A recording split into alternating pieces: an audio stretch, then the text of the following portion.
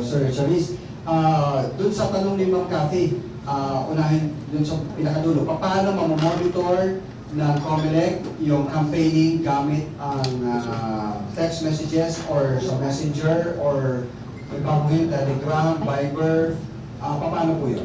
Kailangan din ba iparehistro pag mayroon silang mga Viber group or paano? Yes, go ahead. Yung pong aspeto halimbawa ng pag-exchange ng messages individually, private communication po, medyo mahirap po dun sa partner ngayon sa text messaging po. Pero po pag sinabi po natin dito, kung mga digital, yung mga online messaging apps, kailangan din po nilang i-register po yun kung gagamitin po nila sa pangangampanya. Kasi yung pa rin po nag-a-apply pa rin sa'yo kung ano yung pagdating dun sa pangangampanya. Ito lang yung campaign period, 11 to May 10, March 28 to May 10, then bawal yung Monday, Thursday, Friday, ganun po. So, kailangan sundin mo pa rin yun. And sinabi natin, isama po yun ng mga, yung podcast, mga messaging apps, na gano'n, nagagamitin mo sa pangangampanya. Dapat i-register mo pa rin po siya. Pero, Yes, In addition po, like for example, the Viber, di ba we have po the Viber communities? yes. So, ito po, hindi lang siya, unlike sa Messenger and Viber, one-on-one tayo. Yung communities po, it's actually a platform of all eh. So, it's public na. So, dapat po talaga may register siya. But with respect to the one-to-one point ng message talaga, mahirap po talaga eh.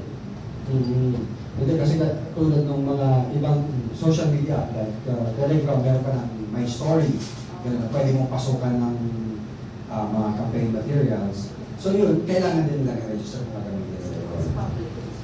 Or personal, kasi personal account ko yun, pwede ako magpupost ako ng My Day or My Story for the day na tatagal siya for 24 hours. Pero yun ay campaign material. yung sinabi po natin kanina, kahit private, individual, or entity, siguro kung isa, dalawa, personal mo lang na opinion, yun lang yung preference mo na gusto mong iboto, hindi naman po yun yung primarily used. Ibig sabihin, kailangan, hindi siya, siguro, bawat kaso po na makikita namin, magiging unique, dahil tingnan natin, primarily used ba niya talaga? And then, hindi lang po yun, kasi pwede po namin na i-connect doon sa halimbawa, ito kasama doon sa network ng mga fake accounts, or ito yung nagko-control ng mga fake accounts. Hindi po ito yung parang manually po, titingnan po namin isa-isa yung mga My Story nyo or My Day. But kumbaga, meron po kasi mga system po na kaya pong tingnan, even with the technology platforms, at sinabi rin nila yun. Kayang, kumbaga i-triangulate kaya niyang tingnan kung sino yung mga nagsasagawa ng coordinated, inauthentic behavior, yung mga fake accounts or bots na ginagamit para ma-amplify yung isang mensahe pabor sa isang kandidato. Yun po yung sinasabi natin, mga prohibited po yun.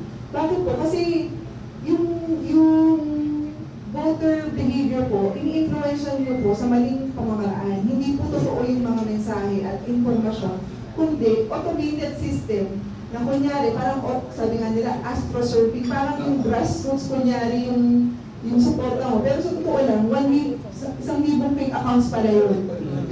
So yun po ay madidetermine, madidetect po siya. And even the digital forensics of NBI, si NBI po very eager po sila na tulungan kami dito. Sila po magiging malaking tulong to identify those networks. Okay. Penalty, yung number 1, yung pala sagot.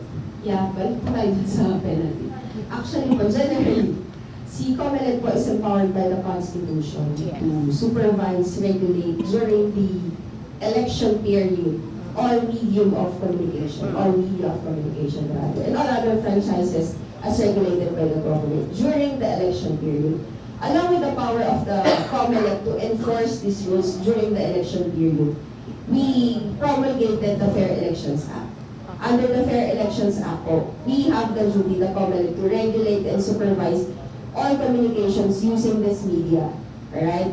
So dahil tayo po ay may power or authority to regulate or supervise, yung mga rules and regulations po natin na ibinababa ng Commission, this is to ensure that we will not violate the Article 261 Z11 of the Omnibus Election Code, which calls for the dissemination of disinformation and misinformation and false information rather.